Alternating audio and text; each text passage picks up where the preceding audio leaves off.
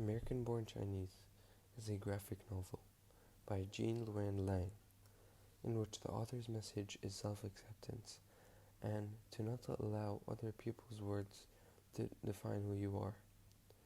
This is shown in the comic when the Monkey King goes from being confident and proud with himself to being omitted and underestimated by the other gods, and then realizing his value again and regains his confidence in himself when saying and agreeing with the monk that he does not need any shoes at the end of the comic, and accepting how his feet look as a monkey, and ignoring all allegations that were made by the other gods.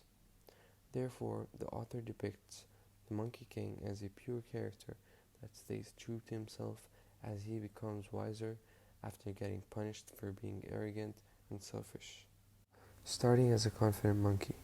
In panel 4, page 8, we can clearly see why the Monkey King was regarded, in his own right, as panel 5, page 8 specifically says, as a deity.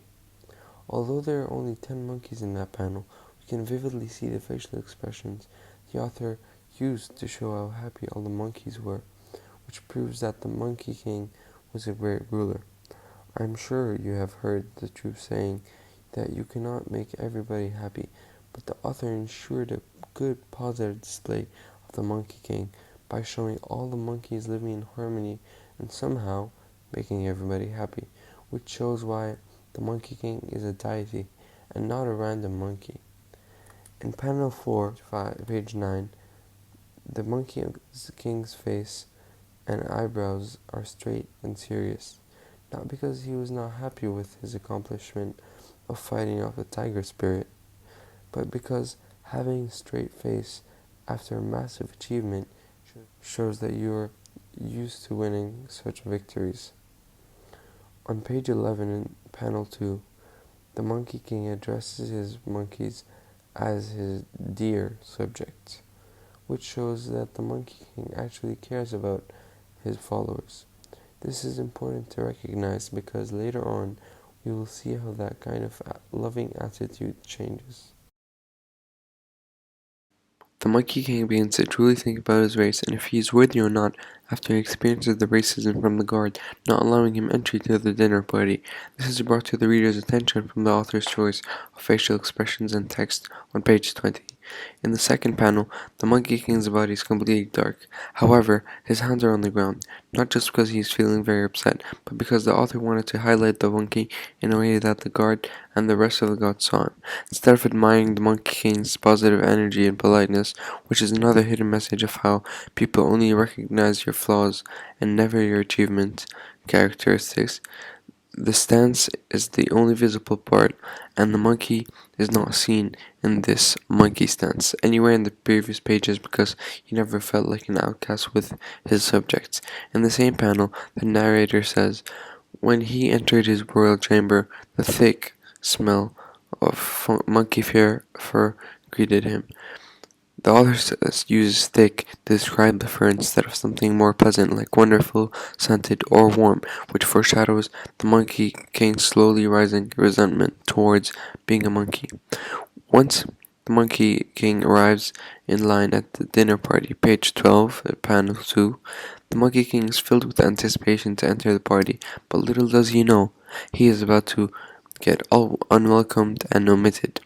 Finally, the Monkey King reaches the entrance of the party, but gets stopped by the guard who informs the Monkey King after a conversation of arguing that you may be a king, you may even be a deity, but you're still a monkey.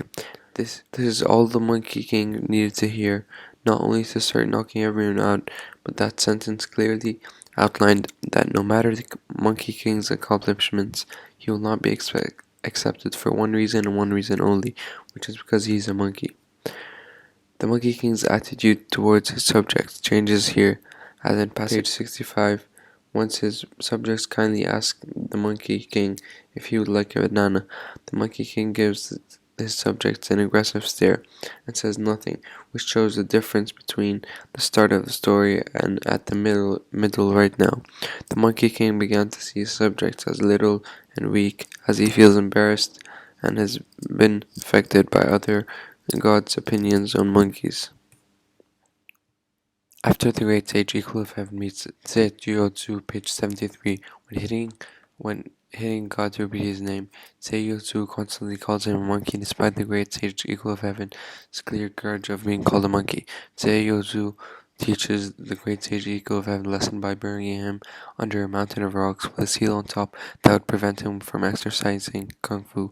The great sage Equal of Heaven's ego has grown so high that he thought that he could get obeyed by anyone, which is why he did not expect to be beaten by Tse. On page 135, a monk trying to achieve legendary status by the name of Wang Lai Cao was sent by the emissaries to deliver 3 packages to the west. As he tries to find the great sage Equal of Heaven, he finally reaches the Monkey King and demands discipline in exchange for his freedom. The monk gets stabbed in page 148, panel 1, by the demons, and that is where the Monkey King felt sorry towards the monk and looked back at his selfishness. If the monk did not advise the Monkey King and get killed, then the Monkey King would have stayed asleep and stubborn until under the mountain of rocks. Later on in page 223, the Monkey King talks to Jin and says, "You know, Jin, I would have saved myself from 500 years of imprisonment beneath a mountain of rock had I only realized how good it is to be a monkey."